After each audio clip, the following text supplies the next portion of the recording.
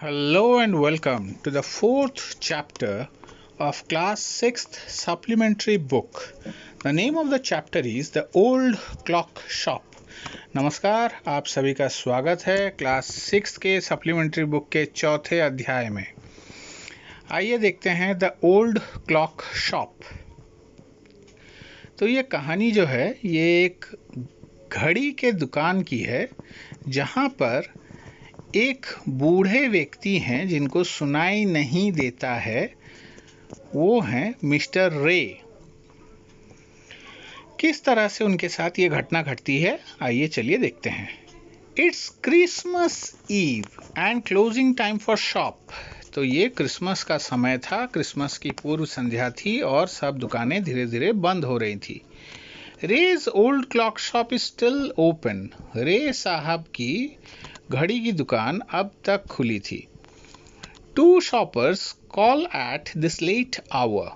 दो खरीदार रात के समय उनके दुकान पर पहुंचते हैं।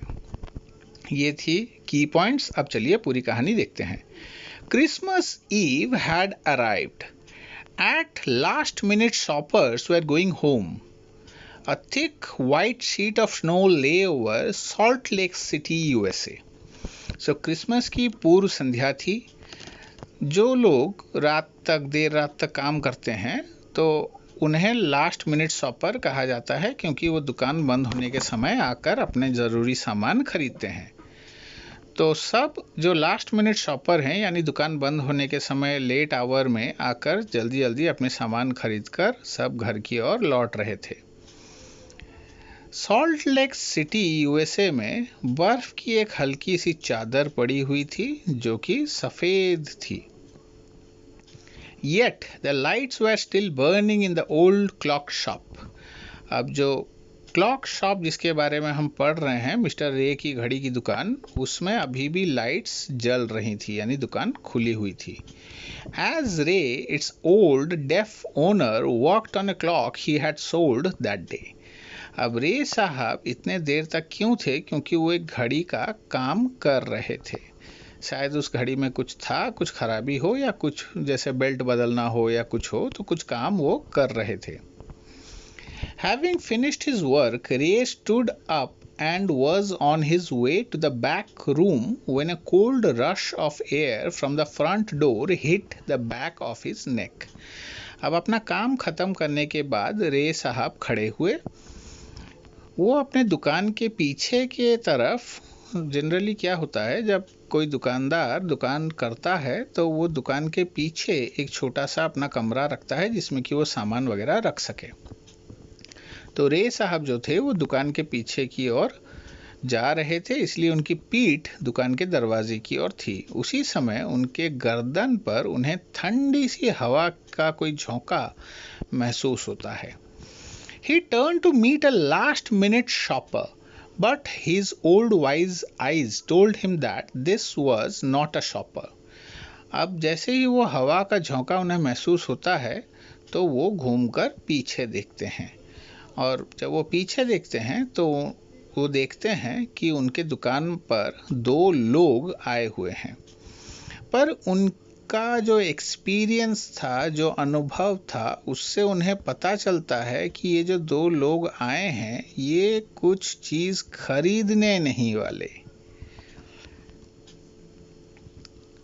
He saw the two men, one in his 20s, the other closer to 50. अब वो उन दो लोगों को देखते हैं। एक का उम्र करीब करीब 20 साल और दूसरे का करीब करीब 40 साल था। The younger man remained at the door. अब जो युवा व्यक्ति था, यानी 20 साल का लड़का, वो दरवाजे के पास रुक गया। The older man approached the counter with no sign of friendliness in his eyes. अब जो दूसरा व्यक्ति था वो रे साहब के काउंटर की तरफ बढ़ा और उसके आंखों में कोई भी दोस्ताना व्यवहार जैसी कोई चीजें नहीं दिखाई दी। Ray was able to hide his growing fear as he slowly pushed a notepad and a pencil across the counter. अब रे साहब थोड़े थोड़े घबरा रहे थे, लेकिन उन्होंने धीरे से एक नोटपैड, यानी जिस कॉपी में हम लिख कर कुछ चीज़ें या पॉइंट्स याद रखते हैं, उस तरह का एक नोटपैड उन्होंने उस इंसान की ओर बढ़ा दिया। He smiled at the unfriendly face. अब वो उस अनफ्रेंडली फेस को देखकर, यानी उस सामने वाले इंसान को देखकर मुस्कुराए। Then pointed to his ears and shook his head from side to side. अब उन्होंने अपने कान की ओर इशारा किया और अपना सर दाएं बाएं हिलाया, यानी वो बताना चाहते थे कि उन्हें सुनाई नहीं देता। A quick look of surprise changed the man's face as he studied the notepad. अब जैसे ही उस इंसान ने उस नोटपैड पे लिखे हुए चीज़ों को पढ़ा तो उसके चेहरे पे एक अजब सा सरप्राइज यानी आश्चर्य भाव आ गया। Then turned and said something to his friend. अब वो पीछे मुड़ता है और उसका जो 20 साल का दोस्त दरवाजे के पास खड़ा है उससे वो कुछ कहता है। Ray used the chance to look closely at the man, paying attention to the sharp shape of a gun and a restless hand in the man's right coat pocket. अब रे साहब इस मौके का फ़ायदा उठाते हैं और वो बहुत ध्यान से उस आदमी की तरफ देखते हैं। वो बड़े ध्यान से देखते हैं कि कहीं उस आदमी के हाथ में कोई औजार, कोई गन या कुछ दूसरी चीज़ तो नहीं है, लेकिन उन्हें नज़र आता है कि जैसे वो इंसान अपने कोट के दाहिने पॉकेट में हाथ डालकर कुछ टटोल रहा है। Angle boiled with in him. अब उन्हें बहुत जोर का गुस्सा आ गया रे साहब को। But it was kept down by an inner voice that said be still. लेकिन उनके गुस्से को उन्होंने अंदर ही अंदर दबा लिया, क्योंकि कहीं ना कहीं उनके अंदर से ये आवाज़ आई, शांत रहो। He wrote on the notepad, may I help you. उन्होंने नोटपैड पर लिखकर उससे पूछा, क्या मैं आपकी कोई मदद कर सकता हूँ। For the first time the older man look directly at रे एंड स्माइल्ड। अब पहली बार, इतने देर में पहली बार जो सामने खड़ा इंसान था वो रे की ओर देखता है और मुस्कुराता है। अ क्रूअल मॉकिंग स्माइल। लेकिन ये स्माइल जो है ये बिल्कुल फ्रेंडली नहीं थी। क्रूअल मॉकिंग स्माइल यानी जिस तरह से हम किसी बात पर किसी को चिढ़ाते हुए या फिर मस्करीपन करते हुए हम उसे चिढ़ाने जैसा लुक्स देते हैं, तो उसे हम क्रूअल मॉकिंग स्माइल कह सकते हैं। They both understood that why he was there. Ray साहब और वो सामने वाला इंसान दोनों समझ चुके थे कि एक्चुअली वो इंसान वहाँ क्या कर रहा था। They looked like men who were down on their luck and were now ready to try something they would later be sorry about. अब दोनों ही ये समझ गए थे कि ये ऐसे व्यक्ति हैं जिनकी किस्मत उनका साथ नहीं दे रही है, यानी उनका काम धंधा ठीक नहीं चल रहा है या फिर पैसे की तंगी है, और ये कुछ ऐसा करने वाले हैं जिसके लिए बाद में इन्हें बहुत ही दुखी होना पड़ सकता है, यानी हो सकता है कि ये अभी कोई क्राइम करने वाले हों। Ray knows that his visitors are in need. Ray जानते थे कि उनके सामने जो ये व्यक्ति खड़े हैं इनको कुछ ज़रूरी है। He accepts an old watch in exchange for a good sum of money. अब रे साहब क्या करते हैं न, एक पुराने घड़ी के बदले एक अच्छी खासी कीमत इन्हें दे देते हैं। The message of peace and goodwill spreads everywhere as the old clock chimes merry Christmas. अब चारों ओर सुख शांति और सद्भाव का संदेश फैल जाता है जबकि घड़ी में 12 बजते हैं या फिर क्रिसमस क्लॉक चाइम यानी घड़ी की आवाज़ें आती हैं। अब देखिए आगे क्या होता है। The clock ticked on. अब घड़ी की आवाज़ टिक टिक टिक चलती रहती है। रे कामली रोट अनदर मैसेज। अब वो शांति से दूसरा चीज़ जो दूसरी मैसेज हैं या वो जो बताना चाहते हैं वो नोटपैड पे लिखते हैं। Have you come to pick up a clock or watch. क्या आप कोई घड़ी या हाथ घड़ी यानी रिस्ट वॉच और अ क्लॉक यानी दीवार पर टंगने वाली घड़ी खरीदना चाहते हो। Then he pointed to the long board filled with hanging clocks and pocket watches. अब उनके सामने वाली जो शोकेस है उस पर वो इशारा करते हुए बताते हैं। He was not a pawnbroker, but at the same time couldn't say no to the needy people who placed their old watches or clocks before him for anything they could get. अब रे साहब जो थे वो कोई व्यापारी तो थे नहीं कि पुरानी चीज़ों को लेकर उनके बदले पैसे दें, लेकिन वो मना भी नहीं कर पाते थे उन लोगों को जो कि इस तरह से अपनी पुरानी चीज़ों के बदले कुछ पैसे मांगते, यानी वो चीज़ों को गिरवी नहीं रखते थे पर उन्हें मना भी नहीं कर पाते थे, जो बड़े ही अभाव में अपनी चीज़ों को गिरवी रखकर पैसे लेते थे। He loaned more than he should. अब उन्होंने बहुत ज़्यादा पैसे लोगों को उधार दे रखे थे जो कि उन्हें नहीं देने चाहिए थे। They would be there when the owner wanted them back. अब ये तब तक वहीं रहेंगे जब तक कि उनके जो ओरिजिनल मालिक हैं, उनके रियल मालिक जो हैं, वो आकर उन्हें वापस नहीं ले लेते। At the same price he had paid with no interest. अब इसमें एक बहुत अच्छी चीज़ है कि अगर जो इंसान उस घड़ी को या क्लॉक को उनके पास रख कर जाता है या उनके पास उसे गिरवी रखता है, वो आकर उसे वापस ले सकता है, उतने ही पैसों में उसे कोई सूद देने की ज़रूरत नहीं है। Then the older man seemed to feel a little easier. अब ये सब सुनने के बाद या पढ़ लेने के बाद जो सामने वाला व्यक्ति था 40 साल का, उसे थोड़ा सा रिलैक्स फील होता है। Took out his hand from his pocket and quickly looked at the watch on his wrist. अब वो अपना हाथ जो है वो पॉकेट से निकाल लेता है और अपने हाथ पे बंधी हुई घड़ी को देखता है। How much will you give me for this? The man wrote. अब उस इंसान ने लिखा कि मेरे इस घड़ी के लिए आप मुझे कितना दे सकते हो। रे noticed a little shame in the grey eyes looking at him. अब रे ने देखा कि इन बूढ़ी आंखों में थोड़ी सी शर्म दिख रही है। The watch was nothing special. वो घड़ी कुछ खास नहीं थी। And yet had great powers. लेकिन उन घड़ियों में कुछ खास शक्तियाँ थी। अब ये खास शक्तियाँ यानी कोई मैजिकल पावर या और कुछ नहीं। यहाँ बताया गया है कि ये जो अनकंफर्टेबल सिचुएशन है, जहाँ ये दोनों एक परिस्थिति में फंसे हुए हैं, रे साहब भी जानते थे कि उनके सर के ऊपर खतरा मंडरा रहा है और ये सामने वाला व्यक्ति भी जानता था कि वो वहाँ क्यों आया है। फिर भी वो घड़ी इन दोनों को उस अवस्था से निकाल सकती थी।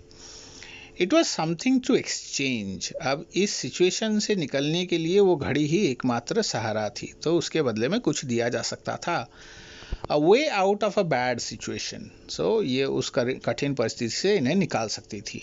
Knowing that great need had brought the man to his shop in the first place, Ray asked, how much do you need for it? अब रे समझ चुके थे कि इस इंसान को बहुत ही ज़रूरत है, वरना वो इस तरह से उनके दुकान में नहीं आता. शायद लूटपाट के इरादे से ही आया हो, पर अब जब वो घड़ी एक्सचेंज करना चाहता है तो उसे मदद ज़रूर करनी चाहिए.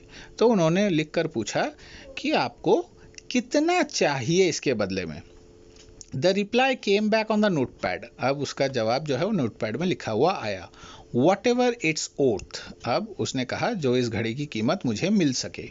रे reached into his cash box, pulled out a $50 note and passed it into the man's hand. अब रे अपने कैश बॉक्स यानी जहाँ पैसे रखे जाते हैं वहाँ वो हाथ बढ़ाते हैं और एक $50 का नोट निकाल कर उस इंसान की ओर बढ़ा देते हैं.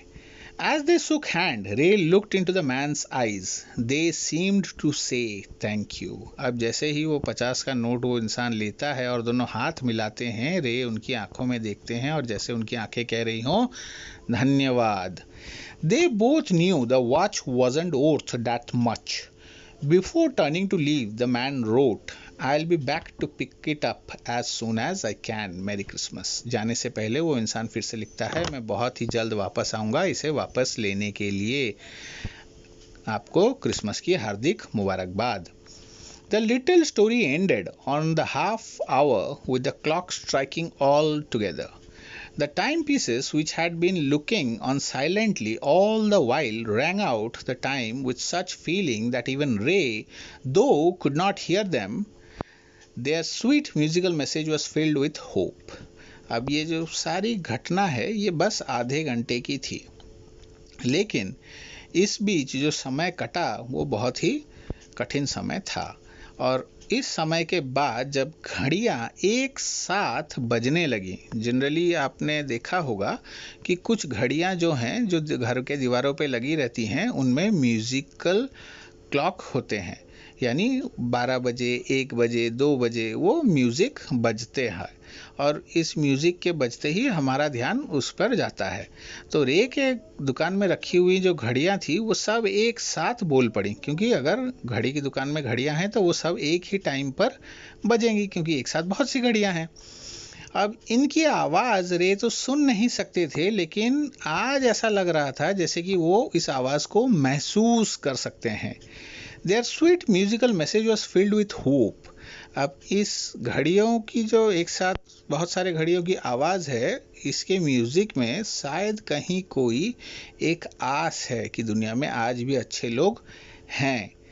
The timeless message of piece on earth. अब इसमें बताया गया है कि धरती पे आज भी शांति है, गुडविल, एक दूसरे के प्रति सद्भाव है।